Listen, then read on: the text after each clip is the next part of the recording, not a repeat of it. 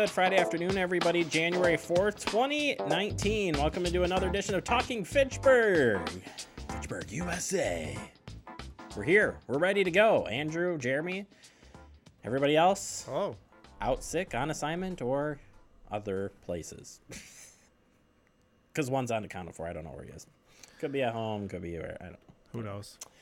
And there he is, Andrew Bamlett, ladies and gentlemen. You need like a clap. What? You know what? We used to have a sound machine. Where did that go? Is that back there? Is it up by you? I think it's still by you. Is it really? Huh. I don't know. It's Need not to by find me. that. Yeah, I don't know what happened to that thing. Used to be able to Probably do some Tony claps. King. Yeah. He took it. Son of a gun. Probably. Yep. That's okay. That's all right. Well, we've got quite a show for you I have my today. stress ball, though, so we're good.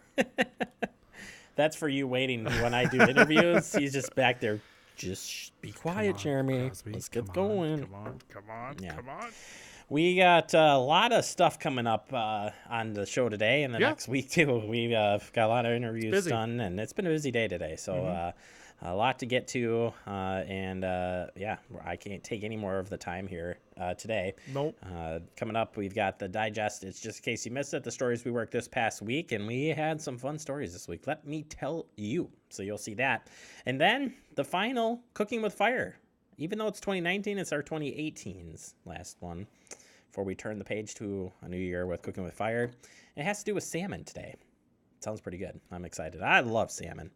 Got to get the salmon. That's all I'm saying. Andrew, you a fish guy? You fish guy? I am, but not salmon. I'm Not not salmon? a salmon fan. Really? But I like whitefish, yes. You like white? I do. What? How is salmon? Oh, yeah, salmon's pink on the outside. I'm not a salmon. I don't know. I just don't like the taste. Even smoked? No, I'm good. Even in butter? I'm good. Even no tartar sauce? Leave it in the pond. We're good. All right. Get out of here. Get out of here. All right, here we go. Let's kick it off with your headlines. So we start with the fire chief. Joe Polvemacher completes international professional designation process. That's right. He has completed what is the it's called CFO from the Chief Fire Office. The Commission on Professional Accrediting CPC met on December 11th to confer in the designation. Chief Polvemacher becomes one of only 1,339 CFOs worldwide, and only 21 of those in the state of Wisconsin. The program is a volunteer program designated to recognize individuals who demonstrate their excellence in 7 measured components, including experience, education, professional development, professional contributions, association membership, community involvement, and technical competence. That's right. In addition, all applicants are required to identify a future professional development plan. And he has to recertify every 3 years. So this lasts for 3 years, and then he has to go for it again. But we actually sat down with Joe, and we'll bring that to you next week on what this award, we called it an award, but it's a designation. But either way, we'll talk about it and how it does play a big role here in the city of Fitchburg and your city of Fitchburg Fire Rescue. All right, mark your calendars. Madison College presentation with wine and cheese collaboration reception. It's coming to town. That's right. This is going to be Thursday, January 10th from 4 to 6:30 p.m. at Promega BTC. Join Jack Daniels, president of Madison College, and his team to learn about some of the programming and resources available at the new South Madison campus. That's opening up fall of 2019. You can see the work on that, Andrew. They're making a lot of progress. And collaborate and network collaborate after the presentation with a wine and cheese reception hosted by the Fitchburg Chamber of Commerce, the Madison Black Chamber, the Latino Chamber of Dane County, and Promega. The event is free, but you do need to RSVP. So get yourself signed up for that. All right, Seminole Highway Path Plan Overview is coming up here. City of Fitchburg approved funding for the Seminole Highway path in 2015, designed a new path in 2016, and constructed it in 2017. The project was ready for bid in 2018, but only one bid was received, and it will be released for bid again in 2019. That meeting, by the way, is coming up on January 9th.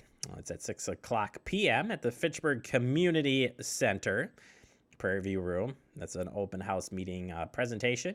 So stop on by. The full project, and actually we're going to hear from Gus, the project engineer, next week on this project to get you set. But either way, mark your calendars for the 9th. Sorry, I'm scrolling through this. The 9th, January 9th, again, 6 o'clock p.m., Fitchburg Community Center here, right on the City Hall campus. All right, AARP Tax Help. This one fills up fast, so I had to get it in here fast. For those of you who could benefit from free, simple tax return help, this program is for you. The following dates run with 45-minute slots, so your taxes must be straightforward, and here they are. They'll be in starting Friday, February 15th, Friday, March 1st, Friday, March 15th, Friday, March 29th, and Friday, April 12th. So if you want to get yourself involved in this, you need to sign up. Call 270-4290 for your 45-minute appointment. Yeah, you need to get signed up fast. Those fill up really fast. All right, I threw this story in when I saw it from the library. I thought this is awesome. How to spot fake news. That's the headline. That's right. Wednesday, January 9th. Sometimes it's hard to tell the difference between news that's well-researched and news that's false or misleading. In this presentation, you'll learn the techniques for evaluating the credibility of news stories and learn the importance of getting information from multiple reliable sources. Do you need to register for this? That's at the Fitchburg Public Library Technology Center. 729-1763 to register. Again, January 9th, 7 o'clock p.m. Andrew, do you know why I know we're a credible news source? Why? Because we share all of the links to our news stories every single day on our social media. Perfect. So you can find out exactly where we found the story and make sure you can check it out at your leisure. So you don't just have to listen to me. Take it from the links where we do pull the stories. But I think this is a really good one. It's been a heated topic, and there's been a lot of what's the right word I want to use here? Attacks on the media. So I think this is a good timing for that good event. All right. This is also a good piece to share with you. It's Adopt a Hydrant. Do you remember this, Andrew? I do. While the winter months bring a special concern for the fire department and its snowfall, winter snowfall with plowing of snow can often hide fire hydrants under a large amount of snow, making them impossible to find quickly. In an event of a fire, firefighters have to locate, shovel out the fire hydrant before hooking them up. Precious time is lost. Please do not let your neighborhood hydrant remain undercover. Hey, Andrew. Yeah. Let me ask you this. You are a firefighter. Yes, sir.